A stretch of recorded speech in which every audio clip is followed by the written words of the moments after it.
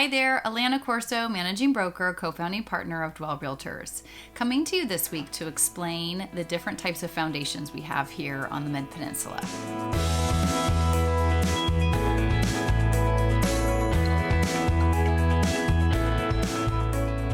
Foundations are obviously one of the most important structural components of your house because literally it's what your house is built upon.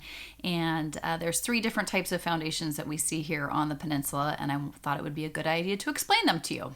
So one of the ones that you see that might be in some of the oldest houses on the peninsula or in some of our newer construction and new construction houses is a basement foundation with some stem walls.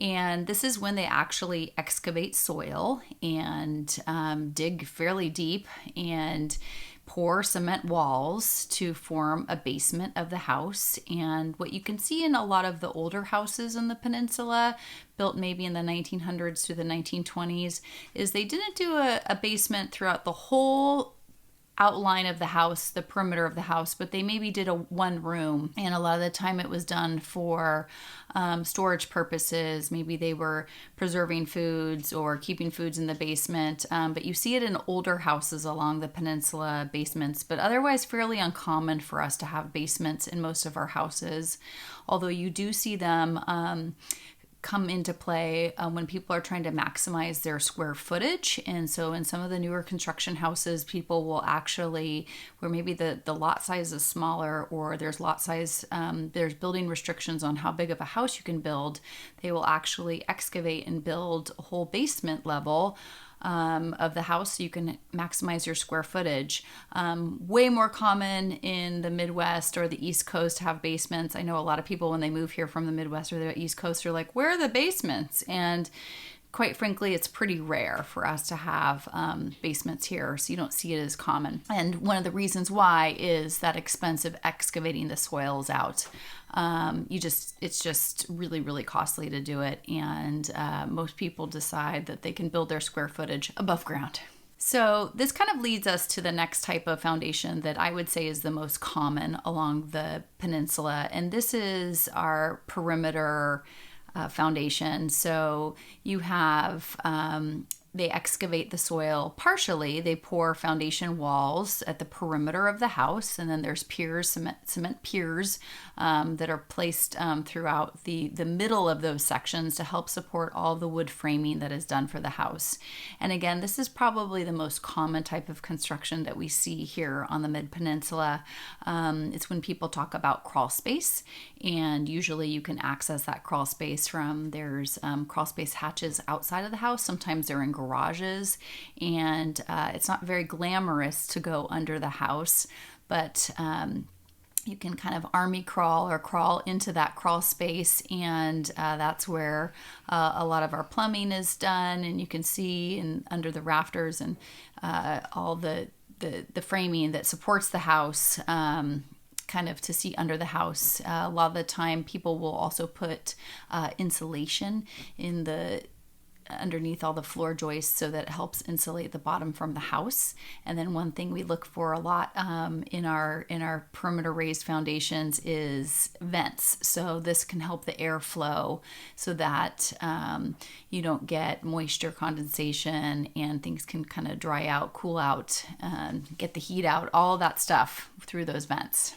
So the third type of foundation that we'll see here on the peninsula, and it's not super common, but you do see it in certain neighborhoods where it was just done by different types of developers, and that's slab on grade foundation.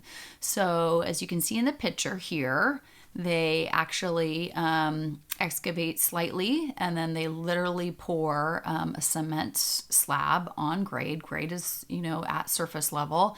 And when they do this, so one thing that you have to keep in mind is you have to also have all of your plumbing lines placed at the time that are on the floor systems. And so it's something important to keep in mind with that. And that brings up one of the cons of cement. Because the plumbing lines are in installed at the time of construction, it can make it, one of the downsides to having slab foundation is if you ever want to move your plumbing lines or there's an issue, you actually have to saw cut your foundation to either move plumbing lines or address any issues. And so it can be a bit cumbersome, which means you're having to pull up your flooring material and whatnot.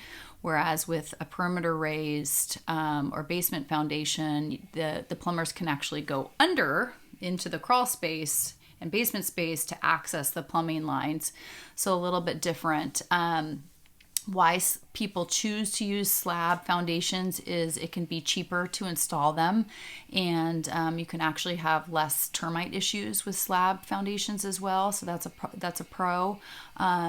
You see them more. It really comes down to different neighborhoods that when they were built and developed, that those builders that built them would construct with slab foundation.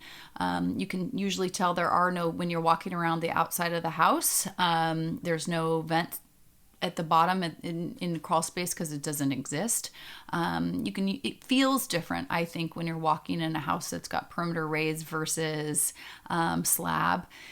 And so those are just things that they all have, as I've talked about, pros and cons, and it's good to know what they are. They all can obviously have different issues and things. But those are your basic 3 types of foundations that you'll see here on the peninsula. And when we're out looking at houses and trying to explore them, I will point out all those things and talk about, the attributes of each and the pros and cons of each, because it's important to know what you're getting when what your house is, that foundation that it's built upon. If you have any questions at any time, you can always reach out to me. And I look forward to seeing you next week. Thanks so much.